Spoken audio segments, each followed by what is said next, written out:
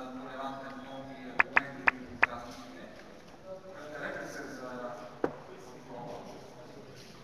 Добър ден, казвам се Радослав Стоянов, онлайн се пише Радо Леков и съм тук като представител на неформалната организация, която помага активно за протеста на 11 февруари, конкретно с опити мрежа за НДК.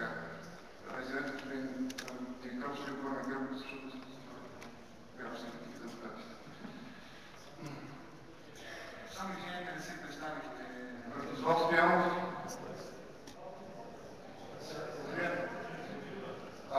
Господинът, който говори преди мен, е адвокат, колкото разбрах, който буквално прави парите си, като хваща нарушители на авторското право. Мисля, че той не може да бъде професионалист и безпристрастен едновременно. Само да ви информирам колко престъпници в България в момента, ако се приема. 650 хиляди човека всеки ден ходят на zamunda.net, за да свалят дали филми, дали музика, дали произведения на Платон или Аристотел. Не знам. В България в момента по официални данни има над 2 милиона ползвателя на Фейсбук. Много хора ползват Фейсбук, защото обичат да споделят, обичат да показват какво харесват, какво са или какво искат да бъдат и да посрещнат и да видят подкрепят своите приятели. Много пъти те правят това чрез чуждо творчество, включително качват снимки на марки, коли, обувки, знаете. Ако акто влезе в сила, тези хора ще бъдат престъпници. Как ще функционира българския съд?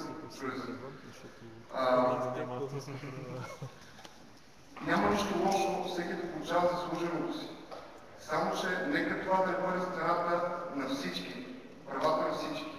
Не съм чул в българския парламент многоуважаваните народни представители да повдигнат въпроса за дигиталните човешки права, защото е време.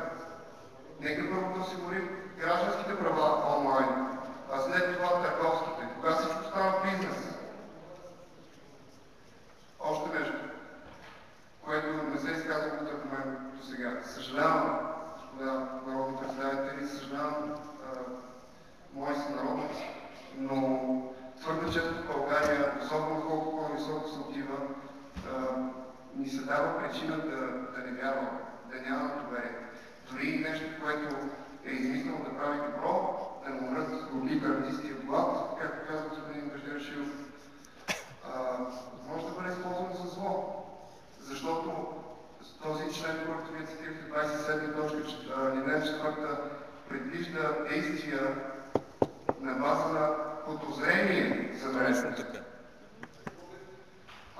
Подозрение? Знаеш какво значи подозрение? Днес, и тук вече може да се каже много неща, ще кажа само следното. Има организирани протести в 197 европейски града на 11 февруари. Има организирани протести в 15 града в България на 11 февруари. До тук над 50 хиляди души са потвърдили съпричастността си към каузата само в София и се казва, че ще дадат на протеста на 11 февруари тази събота от 11 часа пред НДК. Те това са го казали пред компютрите. Ще видим колко ще го кажат с телата си тогава. Но, не знам това господин Панов представител, който ми прогласи отдясно, виждам, че не уважава гражданската позиция, с което съжалявам. Връщам се към госпожа Фидосова.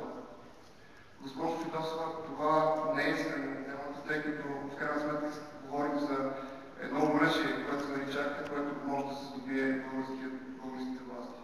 Вие днес заявихте, че се гордеете с специализирания съд. Аз разбрах преди час на път насам, че първото дело на този специализиран съд, който колко надежда и вярвам, че наистина ще се бори с организираната престъпност е спорно, но все пак го има. Първото му дело е да осъди млад български гражданин, момче, на 8 месеца затвор за притежание на една цигара марихуана. Господа от граждани за развитие на европейска България. В Швейцария, в Холандия и в повечето европейски страни притежанието на една доза не е криминализирано. Точно господин Мартин Димитров.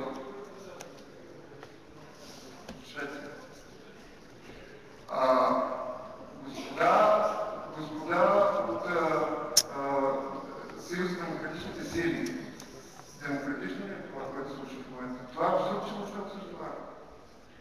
И това, което се случва от това момче, неговият живот му е променен. Господа от Движението за права и свободи, какво правите вие срещу акта за съдбата на това момче? Господа социалисти, членове в социална България, бъдете по-активни. Затова аз имам следният апел към вас и към господин Плевнелиев, новоизбрания президент, и към неговата съпруга, нашата президентша. Моля ви, помилвайте това момче. И нещо друго, аз имам апел към президентите се отминават. Ето един джойнт.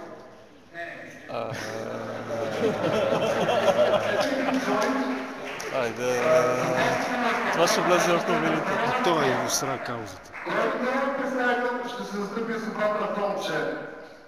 Това е смешно, това е нищо. Добре, благодаря ви. И кой няма да се застъпи за съдбата на това момче? Това влезе в новините. Какво значи съд, господине? Административният сервис.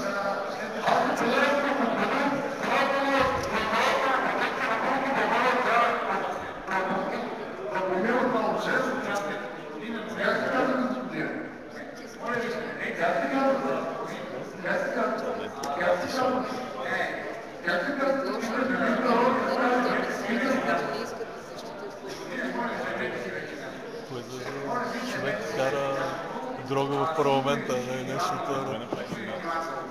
Така,